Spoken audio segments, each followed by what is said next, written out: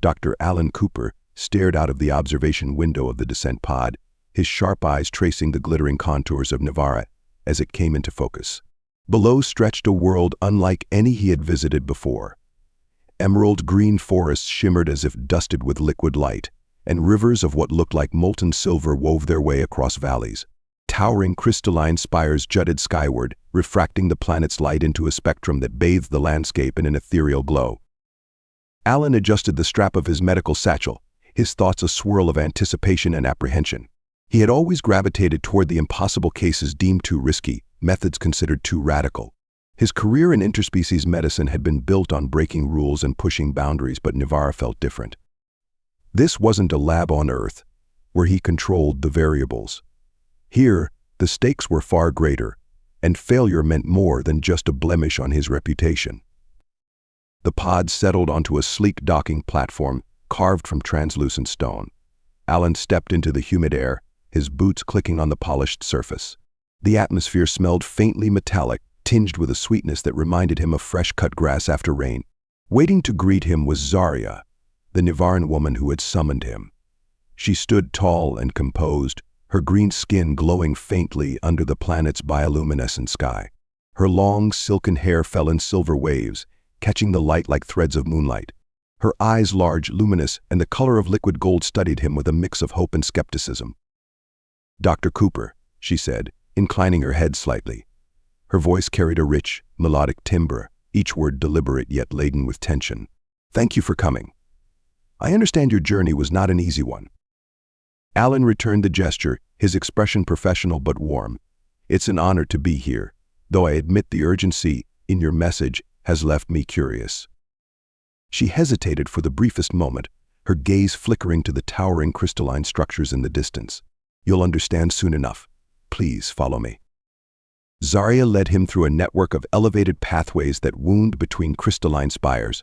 As they walked, Alan's trained eyes cataloged every detail, the way the building seemed to pulse with an inner light, the faint vibrations beneath his feet, the occasional flicker of shadow as small, winged creatures darted between glowing trees.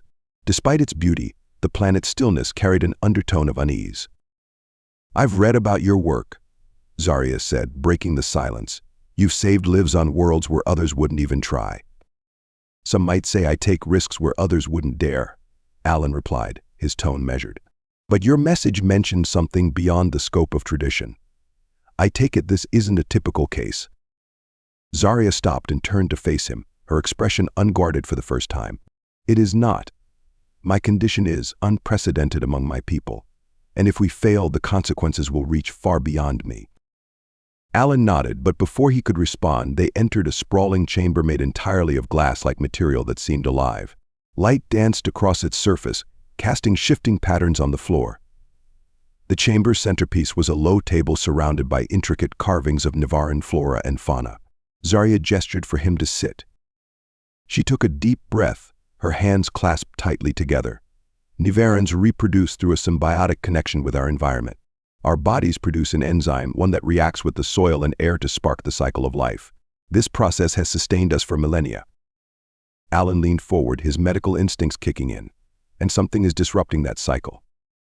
"Yes," Zarya admitted, her voice barely above a whisper. "A toxin introduced by the rapid industrialization of our cities has destabilized the process. My body no longer produces the enzyme. Without it, I cannot conceive. And if my line ends..." Alan frowned, sensing there was more to her story. "Why is your lineage so important?" She hesitated, her luminous eyes narrowing, as if weighing whether to reveal the truth. "My family has led Nivara for centuries. Our role is both symbolic and functional guardians of our people's connection to the planet. If I cannot produce an heir, it will shatter not only our traditions but the unity of our society." Before Alan could ask more, the door behind them opened with a low hiss. A tall Nivaran man strode in, his features sharp and angular, his emerald skin marked by faint, silvery scars. His expression was cold, his golden eyes locked on Alan with a look that bordered on contempt. "Zarya," the man said, his deep voice reverberating through the chamber. "This is the human you've brought to meddle in our affairs." "Seluk," Zarya said sharply, her posture stiffening. "Dr. Cooper is here at my request. He is the only one who can help." Silok's gaze didn't waver. We do not need outsiders to solve our problems. His methods, human methods, are unnatural. Alan remained calm, meeting Silok's gaze with quiet resolve. Unnatural or not, they might save her. Silok's jaw tightened, but he said nothing further.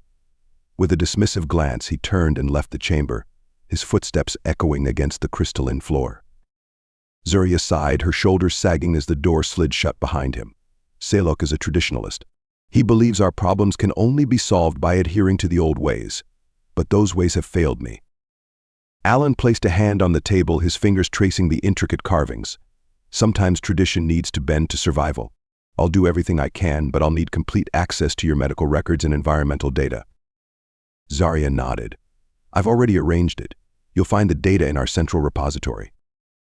As she led him to a laboratory, Alan couldn't help but feel the weight of the responsibility she had placed on his shoulders. The stakes were clear not just for Zarya, but for an entire society on the brink of collapse. For the first time in years, he felt the thrill of a challenge that was more than just science. It was a chance to rewrite the rules and perhaps save a world in the process. Alan Cooper hadn't slept in 30 hours, but his mind raced with the kind of focus only a new challenge could ignite. The lab, though unfamiliar, felt alive with possibility. Glowing holographic panels floated before him, each displaying overlapping streams of molecular data. The alien technology was seamless yet intuitive. With a single gesture, Alan could manipulate vast quantities of information. It was a playground for his restless mind. Zarya sat across from him, her posture stiff, her luminous eyes fixed on the cascading streams of data. Her expression carried a mixture of hope and dread. Alan could tell she was trying to stay composed, but every so often, her fingers tapped the table, nervous, impatient. This toxin, Alan began, pointing to a complex molecular diagram hovering above the console, is like nothing I've ever seen. It doesn't just block your enzyme production, it rewrites your body's instructions, altering how your cells function. Zarya leaned forward, her silver hair catching the pale blue light. Can it be undone? Alan hesitated. He didn't want to give her false hope. Possibly. But it's evolving. The longer it's in your system, the more entrenched it becomes. Your body isn't fighting it anymore, it's adapting to it, almost as if it's being rewritten from the inside out. Zarya's fingers stopped tapping. Her voice was steady, but there was a slight tremble beneath the surface. What does that mean for me? For my people? Alan rubbed the back of his neck, struggling to simplify the science. If we don't act fast, this could spread beyond reproduction. It could compromise your immune system, your metabolic processes, maybe even your connection to the environment itself. Zarya's expression faltered for a moment before she straightened her shoulders. Then we act. What do you need? Alan admired her resolve. She was under immense pressure, he could feel it radiating off her like heat. Access to your genome, he said. If I can map your DNA and compare it to Nivaran norms, I might be able to pinpoint where the toxin is embedding itself. Zarya nodded and moved to a nearby terminal, her fingers gliding over the controls. Within moments, a three-dimensional model of her genome appeared, spinning slowly in mid-air.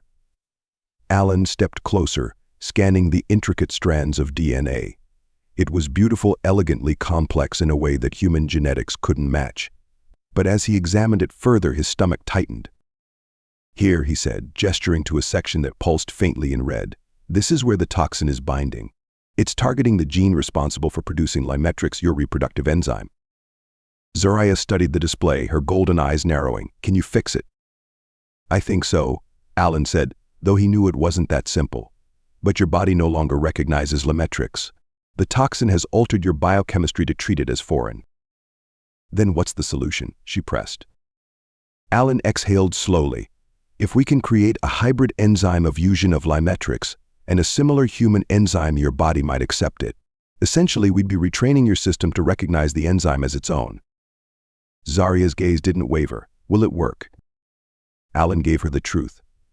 It's never been done before, but it's our best shot.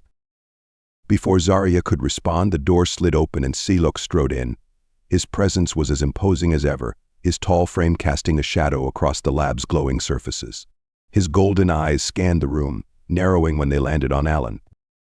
What progress has this human made? Silok demanded, his voice low and sharp. Alan straightened, meeting Silok's gaze without flinching. We're identifying the problem and working on a solution. Silok crossed his arms, his expression unreadable. You mean to experiment on her? Zarya turned to him, her voice cool but firm. Dr. Cooper is here because our methods failed, Silok. Unless you have an alternative, I suggest you let him work. Silok's jaw tightened. You gamble with your life, Zarya. If he fails, it will be your people who suffer. Alan spoke up, his tone calm but resolute. If we do nothing, the toxin will spread.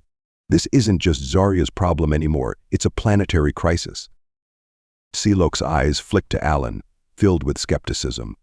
But instead of arguing, he turned on his heel and left the room without another word. Alan watched him go, sensing that Silok's opposition ran deeper than just distrust of humans.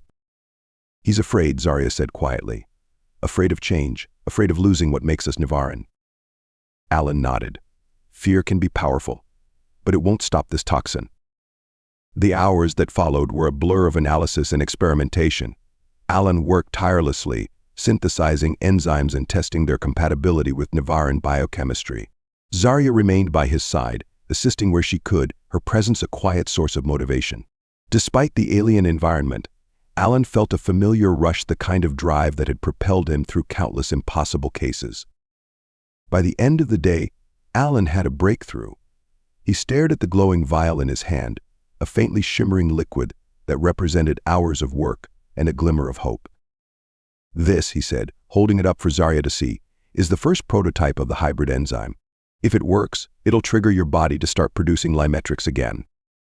Zarya's eyes locked onto the vial, her expression unreadable. And if it doesn't? Alan met her gaze. Then we try again, and again, until it does. Zarya reached for the vial, her fingers brushing his as she took it. You're risking as much as I am, she said softly. Why? Alan hesitated, then gave her an honest answer. Because I've spent my life trying to prove that nothing is impossible, and because I've seen what happens when people give up hope. I won't let that happen to you. Zarya nodded, a faint smile breaking through her tension. Then let's see if your theory holds. As Alan prepared the injection, he couldn't shake the feeling that this was only the beginning. The toxin was insidious, yes, but it felt deliberate, as if someone somewhere had designed it for a purpose.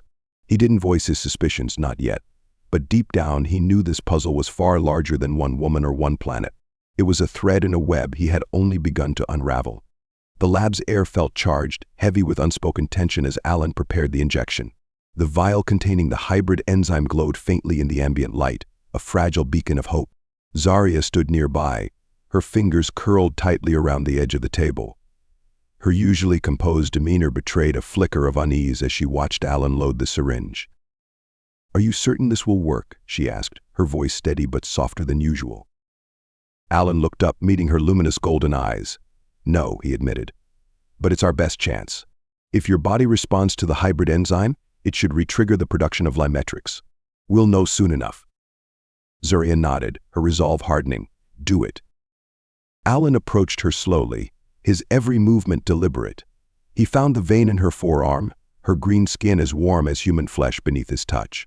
With practiced precision, he administered the injection. The enzyme entered her bloodstream, a shimmering thread of possibility coursing through her body. Zarya closed her eyes, exhaling deeply. How long until we see results? It depends, Alan said, stepping back to monitor the readings on a nearby console. Your system might respond immediately, or it could take hours. Right now we need to watch for any signs of rejection. The silence that followed was thick with anticipation, broken only by the soft hum of the lab's machinery. Alan studied Zarya carefully, noting the faint sheen of sweat on her brow, the slight tension in her jaw. She was calm, but not unfeeling.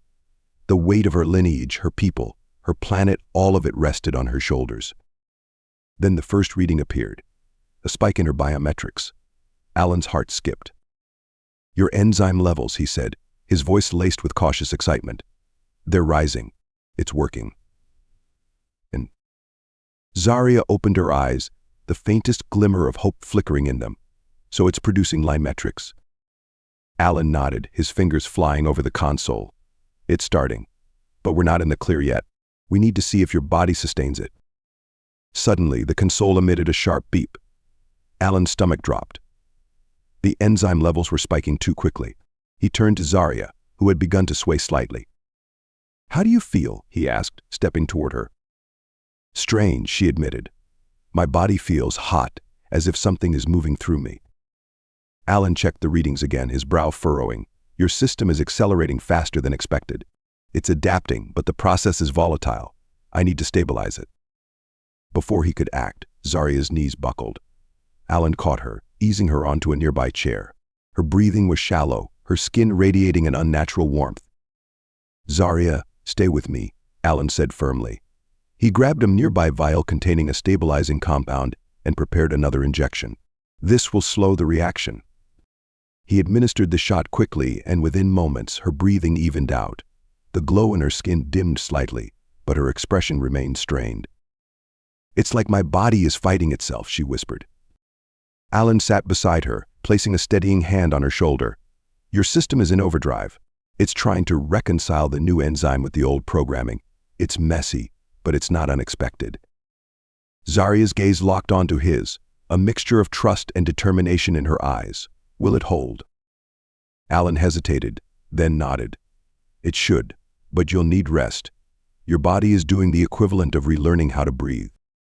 As he guided her to a cot in the corner of the lab, the door slid open abruptly. Silok stormed in, his golden eyes blazing with fury. What have you done? He demanded, his voice a low growl. Her condition has worsened. I warned you this would happen. Alan stood his ground, his voice calm but firm. Her condition is stabilizing. This is part of the process. Silok stepped closer, his towering frame casting a shadow over Alan. You experiment on her like she's some test subject. If she dies, it will be your fault. She chose this, Alan replied, his tone sharp. She understands the risks. Risk you convinced her to take, Silok countered, his voice rising. Enough, Zarya interjected weakly, her voice cutting through the tension like a blade.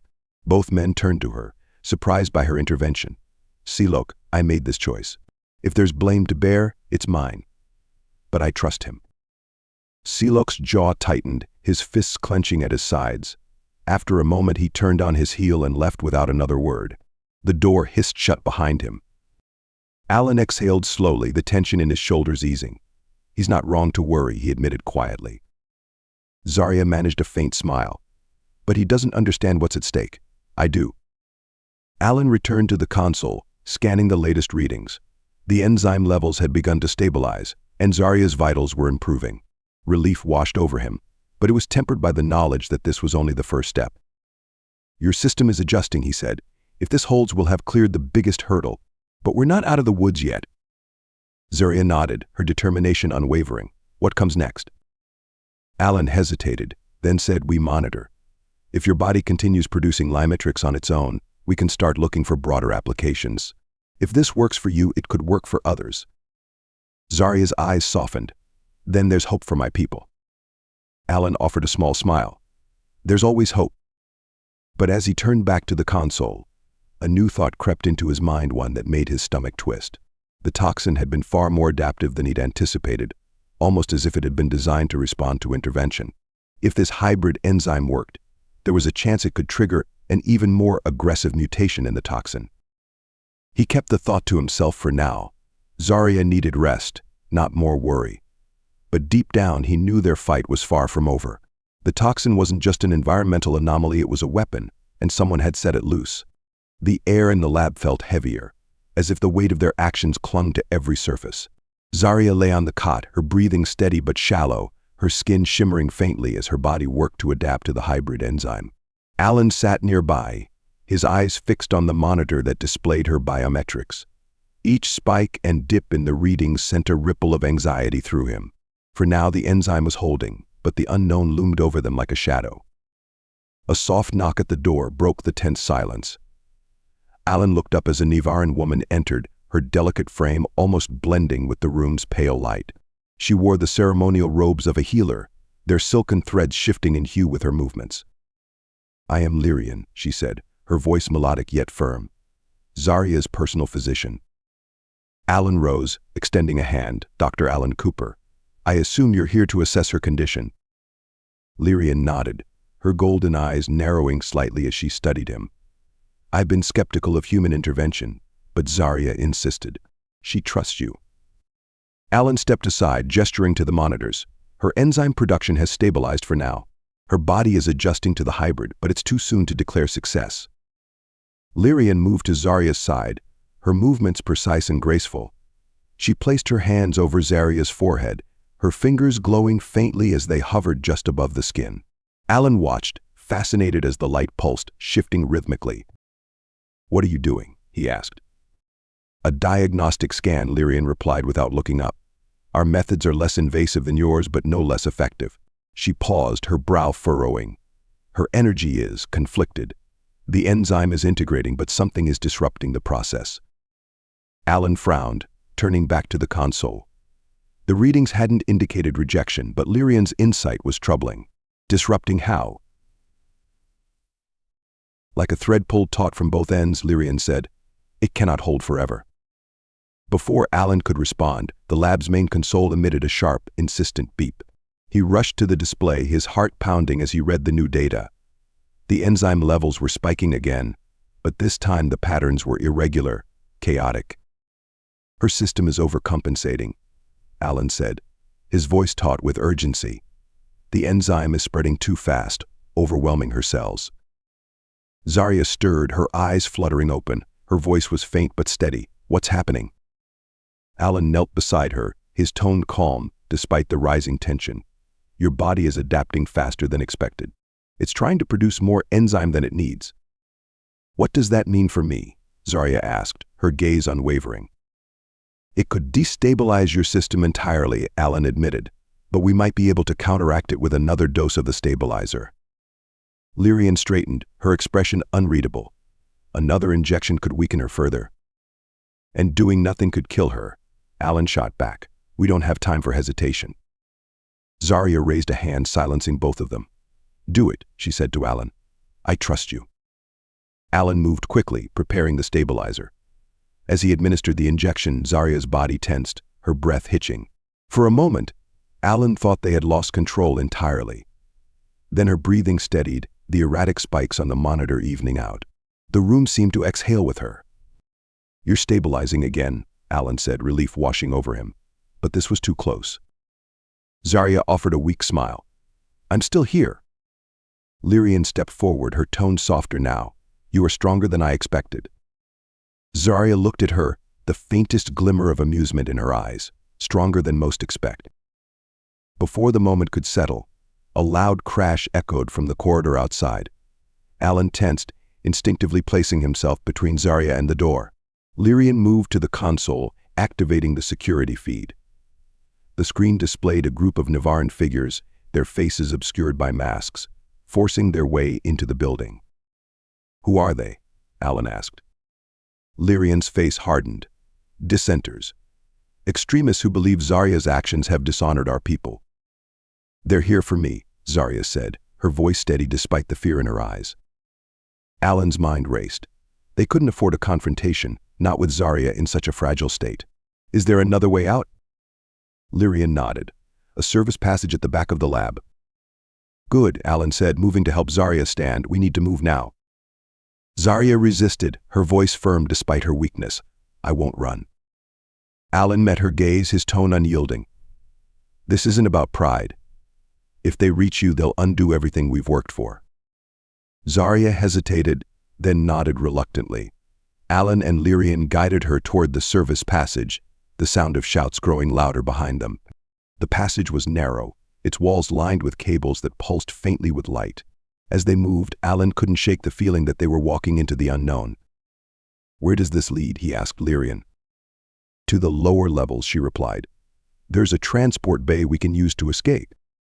Before they could reach the exit, a figure emerged from the shadows ahead, blocking their path.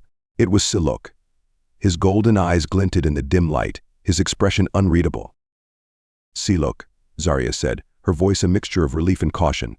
"What are you doing here?" "I came to stop you," Silok replied. "But now I see the choice is yours." Alan tensed, ready for a fight, but Zarya stepped forward, her movements unsteady but resolute. "We need to leave," she said. "Will you help us or stand in our way?" Silok's gaze flicked to Alan, then back to Zarya. For a moment, silence hung between them, heavy with unspoken conflict. Then, to Alan's surprise, Silok stepped aside. "You have my support," he said quietly. but this path will only grow harder. Zarya nodded, her expression softening. Thank you. As they stepped into the transport bay, Alan couldn't help but wonder what had caused Silok's change of heart. For now, though, he focused on the task at hand. They weren't safe yet, but they had a chance. And that was all he needed. The transport bay was steeped in a tense quiet, broken only by the soft hum of the machinery and Zarya's labored breaths. Alan crouched beside her, his hands steady as he held the portable scanner close to her wrist. The faint light of her enzyme activity flickered on the screen, stabilizing but not yet strong enough. He could see the exhaustion weighing on her, the fight and strain taking their toll. "You're doing better," he said, his voice low and calm. "But your body needs time. You've been through too much." Zarya leaned back against the cold metal bench, her golden eyes meeting his with unwavering determination. "Time is the one thing we don't have," she replied, her voice quiet but firm. "I won't stop now. Not when we're so close." Alan studied her face, noting the faint lines of tension around her mouth. Despite her words, her body was clearly fighting to keep up. He shook his head. "You might not have a choice. You've come this far, but you won't make it if you push yourself beyond your limits." Silok stood a few paces away, his curved blade still glistening faintly with the remnants of the battle. He cast a glance toward them, his golden eyes sharp. "If you're done coddling her, we need to move. The dissenters regroup quickly, and they'll be back." Alan straightened, turning to face him. "She's not moving until I say so. If you're that eager to run, go ahead. No one's stopping you." Silok's jaw tightened, but he said nothing, his grip tightening on his blade. His gaze lingered on Zarya, and for a moment, Alan thought he saw something more concern, maybe even regret, but the look passed too quickly to be sure. "I can keep up," Zarya said, breaking the tension. She pushed herself upright with visible effort, her hand brushing Alan's arm for support. "We all have our roles to play." Alan hesitated but relented, keeping a steadying hand on her elbow. "You're as stubborn as ever." Her lips curved into a faint smile. "It's what's kept me alive this long." They moved toward the exit, the group falling into step as they made their way through the dimly lit cavern. The walls were lined with veins of phosphorescent minerals, casting an otherworldly glow that reflected off the damp stone. Alan couldn't shake the sense of unease prickling at the back of his mind. He glanced at Silok, who walked ahead, his movements taut with vigilance. "Do you hear that?" Alan asked, his voice barely above a whisper. Silok stopped, his head tilting slightly. The faint sound of footsteps echoed in the distance, growing louder with each passing second. His hand moved instinctively to his blade. "They've found us." Before anyone could react, figures emerged from the shadows, their masks obscuring their faces. The dissenters moved with military precision, their weapons glinting in the pale light. Alan instinctively stepped in front of Zarya, his body tense. "We don't have time for this," Silok muttered, unsheathing his blade. He turned to Alan briefly. "Keep her safe." The first attacker lunged, and Silok met them with lethal precision.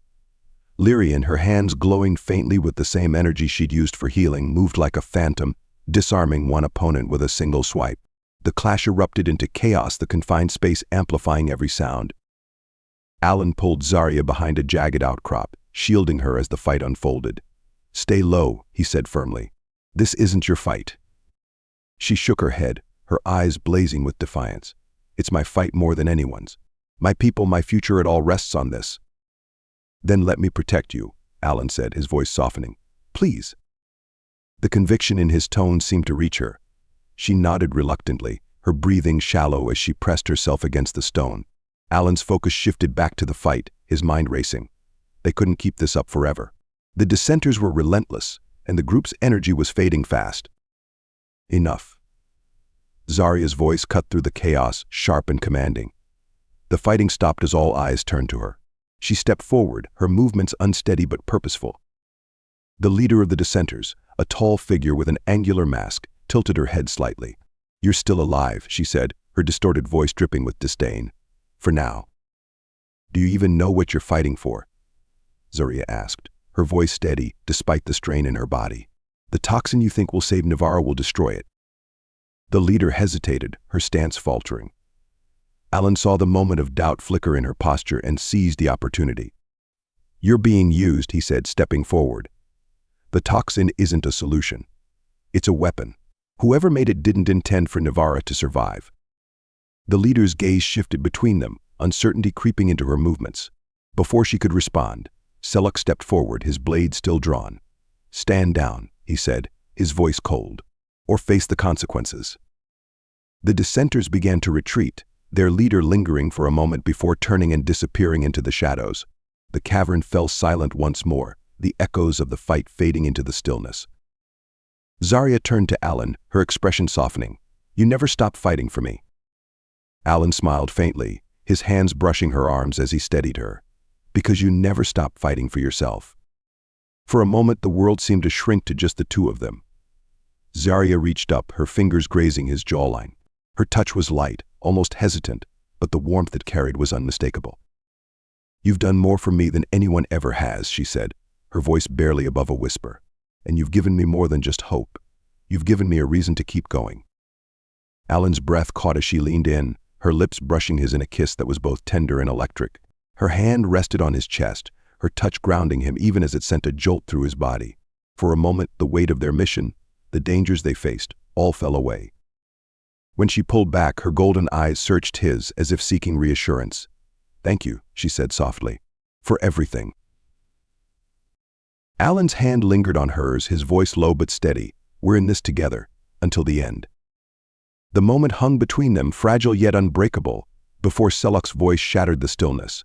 "If you're done, we need to move."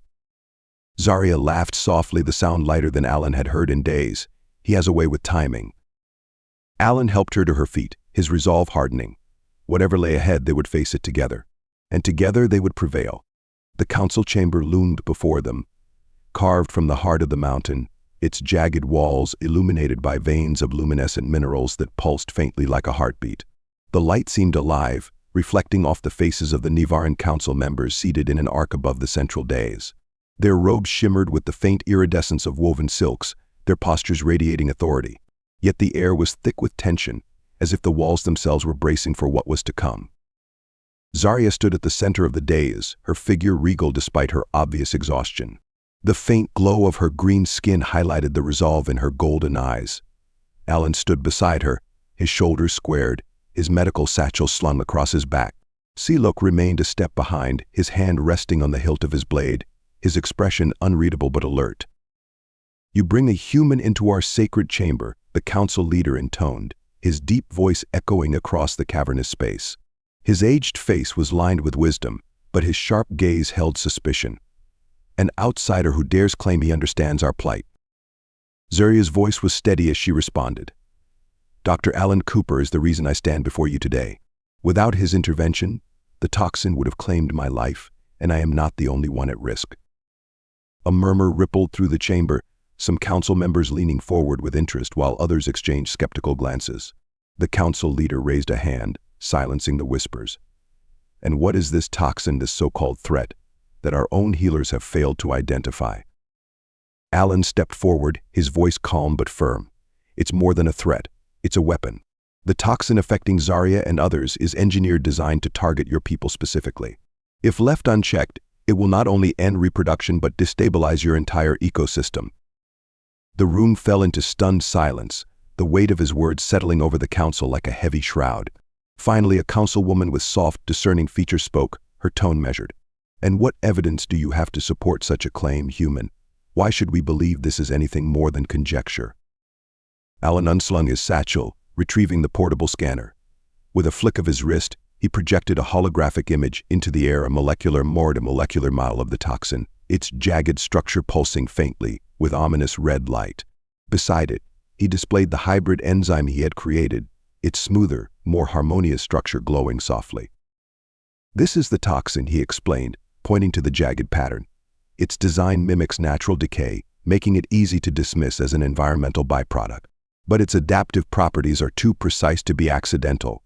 It alters your biochemistry, rendering your body incapable of producing lymetrix, the enzyme crucial to your reproduction."